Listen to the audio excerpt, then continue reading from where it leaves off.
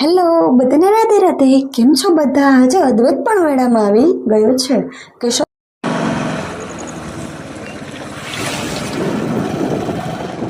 મસ્ત લોક મેળો છે. એન્ટ્રી જોરદાર અને ધમાકેદાર થઈ છે એન્ડ મજા આવે છે. આગળ આગળ જઈએ છીએ તો શું શું મળે છે તે જોઈ. ગુજરાત બેગમાંથી આપણે પર્સ પણ લઈ લીધું છે એન્ડ મમ્મીએ પણ પર્સ લઈ લીધું છે એને જોરદાર ગમ્યું એટલે. એન્ડ પછી થોડો ઘણો નાસ્તો પણ લઈ એન્ડ મેં કુર્તી જોઈ છે અને પર્સ જોયું છે તે બે મને ગમ્યું એટલે મેં લઈ લીધું છે.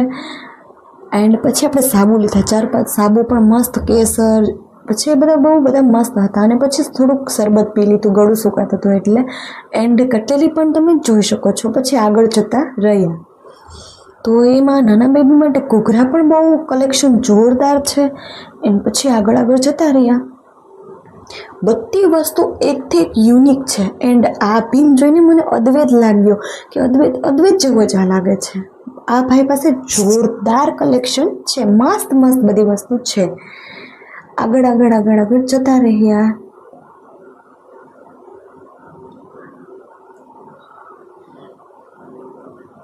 એન્ડ આ શ્રીનાથજીની મૂર્તિ પણ બહુ મસ્ત છે જે બેને હાથે બનાવી છે.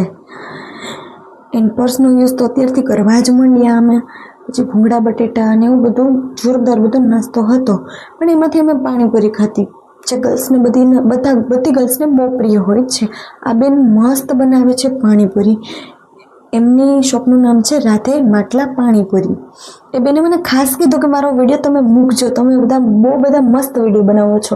એની સર્વિસ પણ જોરદાર હતી. અદ્વૈતના પપ્પા અદ્વૈતને મસ્ત રીતે સાચવતા હતા.